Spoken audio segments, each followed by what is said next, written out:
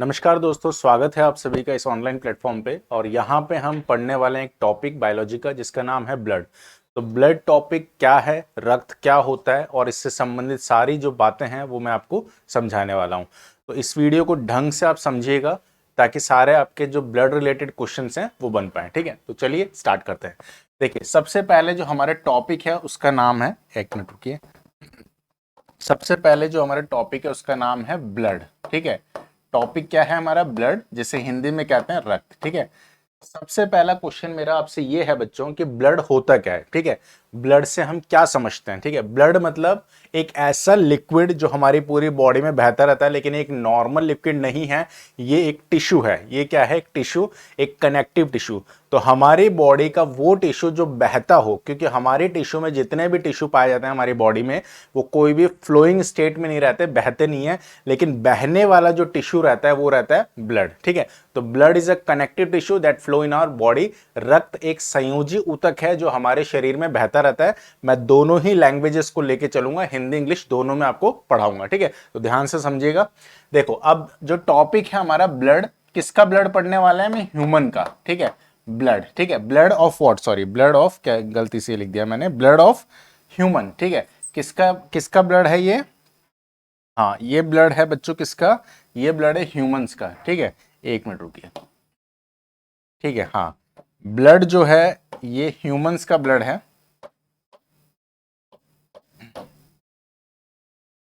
तो human blood, ठीक है, ह्यूमन ब्लड यानी कि मानव रक्त।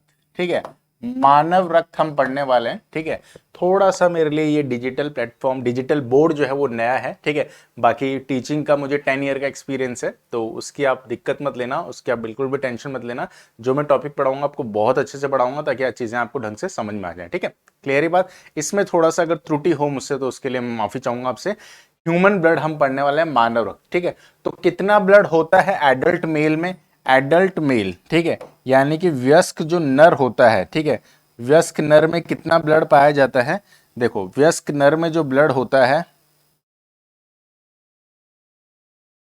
वयस्क नर में कितना ब्लड पाया जाता है बच्चों? ठीक है, वयस्क नर में जो ब्लड होता है वो होता है, एडल्ट मेल में जो ब्लड होता है, एडल्ट मेल। ठीक है, एडल्ट मेल में जो ब्लड होता है वो होता है 5 to 6 लीटर। ठीक है, 5 से 6 लीटर ब्लड पाया जाता है एडल्ट मेल में। ठीक है, जबकि एडल्ट फीमेल में जो ब्लड पाया जाता है, एडल्ट फीमेल में कंपैरेटिवली ब्लड कम होता है, 4 to 5 लीटर। ठीक है, 4 से 5 लीटर ब्लड पाया जाता है किसमें? एडल्ट फीमेल में। तो एडल्ट मेल में जो ब्लड पाया जाता है 5 to 6 लीटर, एडल्ट फीमेल में 4 to 5 लीटर। ठीक है, अब मान लीजिए एक सिचुएशन है कि आप हॉस्पिटल चले गए घूमते घामते, ठीक है, और वहां पे कोई डॉक्टर आपको मिल गए और डॉक्टर आपको कहते हैं कि आप अपना ब्लड दे दो पेशेंट को। ठीक है, किसी पेशेंट को जरूरत थी तो ब्लड, डॉक्टर आपको कहता है कि आप अपना ब्लड दे दीजिए। ठीक है, तो आप टेंशन में आ जाएंगे। ठीक है, हाँ, तो ब्लड, मान लीजिए फिर क्या हुआ कि वहां पे कोई फीमेल भी घूमते हुए आ जाती है, तो वहां पे दो ऑप्शन है, मेल भी है और फीमेल भी है।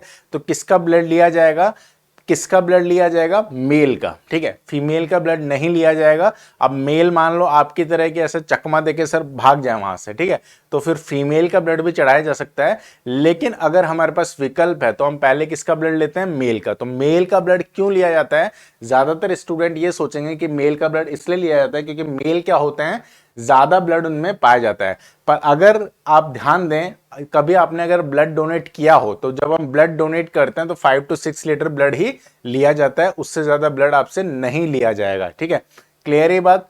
तो 5 to 6 लीटर ब्लड जो होता है, ठीक है, 5 to 6 लीटर ब्लड टोटल होता है, उसमें से 1 यूनिट ही लिया जाता है। 1 यूनिट यानी कि 500 ml।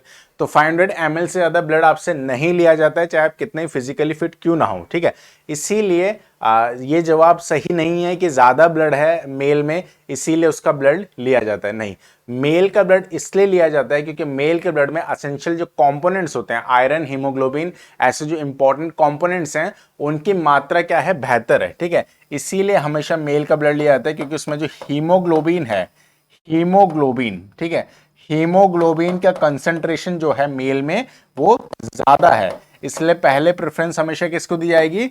मेल को। अब मेल ना देना चाहे तो फिर फीमेल का ब्लड ले लेते हैं, लेकिन ज्यादा बेटर ब्लड किसका है? मेल का है, ठीक है। अच्छा ये देख लेता हूँ मैं, ये बैटरी रुक ना जाए इसकी, ठीक है। हाँ, तो समझ पाए आप इस बात को, ठीक है। ये इस तरीके से अब हम आगे बढ़ते हैं इसमें, ठीक है, इसमें आगे बढ़ा जाए।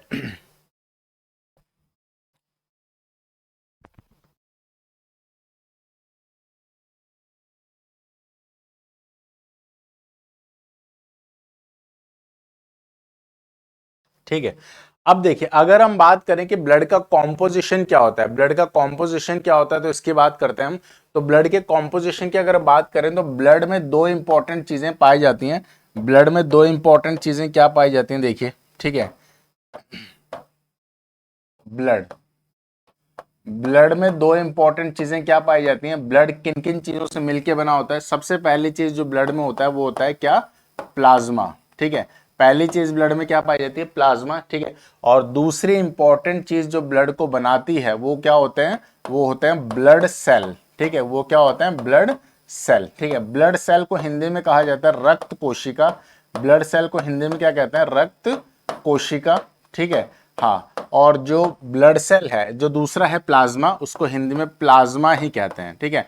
उसको हिंदी में प्लाज्मा ही बोला जाता है। प्लाज्मा कितना होता है, 55% प्लाज्मा होता है और रिमेनिंग 45% क्या होते हैं, ब्लड सेल होते हैं, ठीक है। क्लियर ही बात। ब्लड सेल कितने टाइप के होते हैं, तीन प्रकार के ब्लड सेल पाए जाते हैं। एक तो होता है आरबीसी, एक होता है डब्ल्यूबीसी और एक होते हैं प्लेटलेट्स, ठीक है। आरबीसी, डब्ल्यूबीसी और प्लेटलेट्स, ठीक है।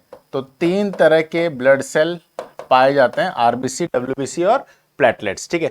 सबसे ज्यादा मात्रा में जो ब्लड सेल्स पाए जाते हैं वो होते हैं आरबीसी, ठीक है।